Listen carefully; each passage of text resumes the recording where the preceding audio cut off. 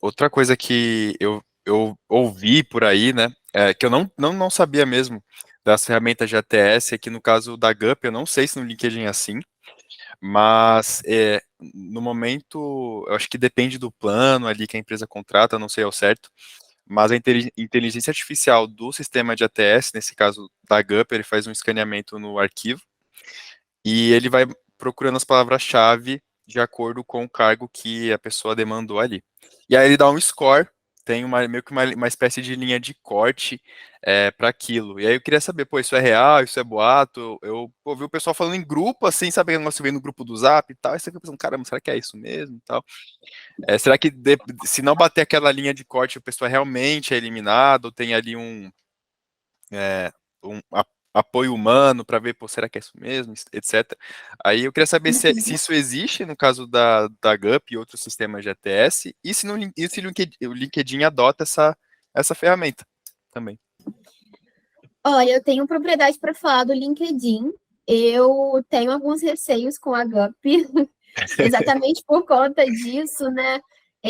Acaba desclassificando profissionais por não ter aquela palavra específica, e às vezes aquela palavra pode ser substituída por quatro palavras diferentes e significar a mesma coisa, né?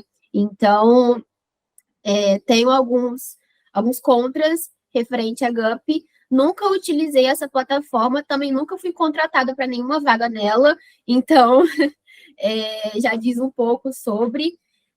Mas referente ao LinkedIn, depende muito da forma como você busca. Ele faz, sim, toda uma pesquisa referente à busca que você faz, e o mais inteligente, aí já vai mais para os recrutadores, é você utilizar algumas palavras diferentes tido para aquela vaga, né? Como eu comentei do profissional de QA, por exemplo, tem diversas formas de você chamar um QA, chamar um testador, enfim. Então, para não se limitar com aquele título, colocar outras variáveis também. E aí é tanto para o profissional quanto para o recrutador essa dica. Interessante, interessante. Pô, já, com essas dicas aí eu já vou dar uma bela repaginada no meu LinkedIn. É, Eu vou dar uma bela repaginada no meu LinkedIn. Beleza. E aí aqui a gente falou bastante sobre alguns toques, né, etc, sobre o LinkedIn, se existem algumas coisas nele, o que que ele usa e tal. Mas eu quero falar na hora do vamos ver, na hora da entrevista. Pô, o cara passou na sua mentoria de carreira, tá com o LinkedIn currículo fino. Agora ele vai para os finalmente ali com o recruiter, vai fazer a entrevista.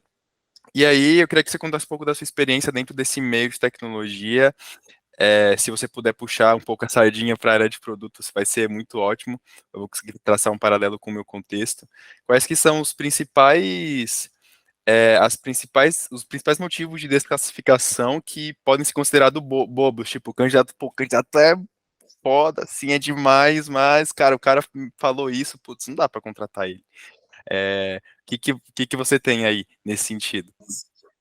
olha, eu passei por uma experiência recentemente de um candidato que ele passou por todo o processo comigo, todo o processo com o cliente, ele fez exame admissional, e quando a gente enviou todos os detalhes para ele comparecer na empresa na segunda-feira, tem muita empresa voltando para o presencial, para o híbrido, né? Então, quando a gente mandou o e-mail formalizando a ida dele, primeiro dia de trabalho, ele falou: Mas eu não concordei com o presencial. Quase um mês de processo, gente. Quase um mês de Não. processo, entendeu? Exame admissional feito, sabe? Isso é custo para a empresa. Então, digo muito que, às vezes, alguns candidatos não passam para a segunda, terceira etapa por falta de atenção.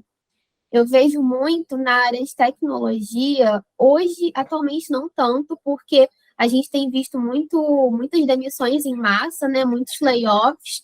Então, a galera tá ficando um pouco mais tranquila em questão de entrevista, né? Um pouco mais humilde, digamos assim. Porque quando deu aquele boom da tecnologia, as recrutadoras eram pisadas, gente. A gente era pisada, humilhada, ficava no vácuo, entendeu? Abordava 50 para ter resposta de 10, 5 aprovados, 2 pelo cliente, um olhe lá. Então, atualmente, a gente tem conseguido fazer mais entrevistas, mas mesmo assim, alguns ainda deixam a desejar um pouquinho na atenção.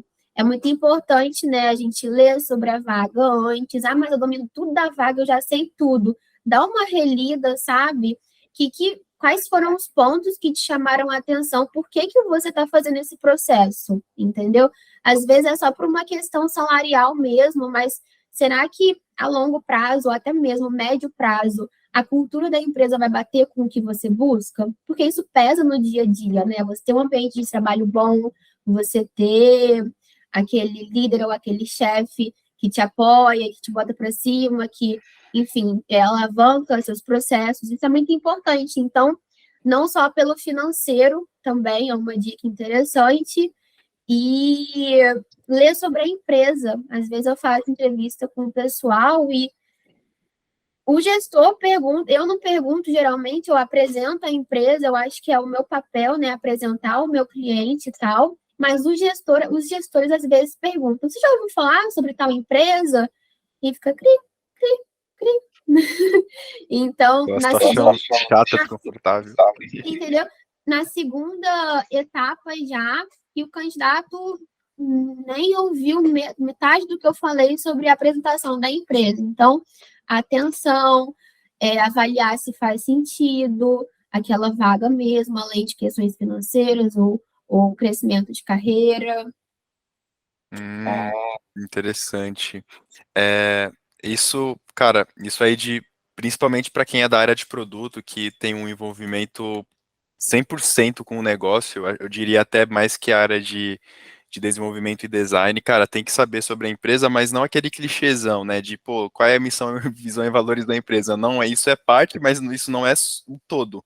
É muito entender como ela monetiza, você tentar abstrair quais são os custos dela, com base naquilo que eles estão colocando na missão, visão e valores, para onde, qual que é o direcionamento deles, porque aquilo diz muito sobre as oportunidades que a empresa está cogitando atingir no longo prazo, por meio ali da visão deles, da missão e etc.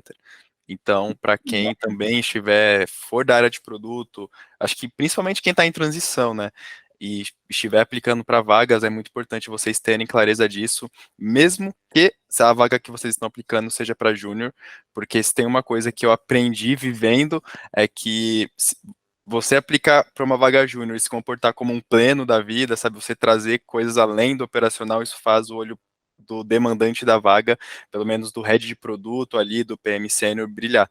Isso é uma coisa que eu fui aprendendo com o tempo, então é uma dica que eu deixo para vocês. É, e aí eu falei sobre o que faz o que faz o olho do head de produto, por exemplo, brilhar, mas na entrevista ali, quando você está com o candidato, primeira etapa, está conhecendo, o que faz o olho da recruiter brilhar assim, quando tá ali naquele papo inicial, etc., que é uma coisa geralmente um pouco mais rápida? Qual que geralmente é a expectativa? O que você espera que ele te traga de informação?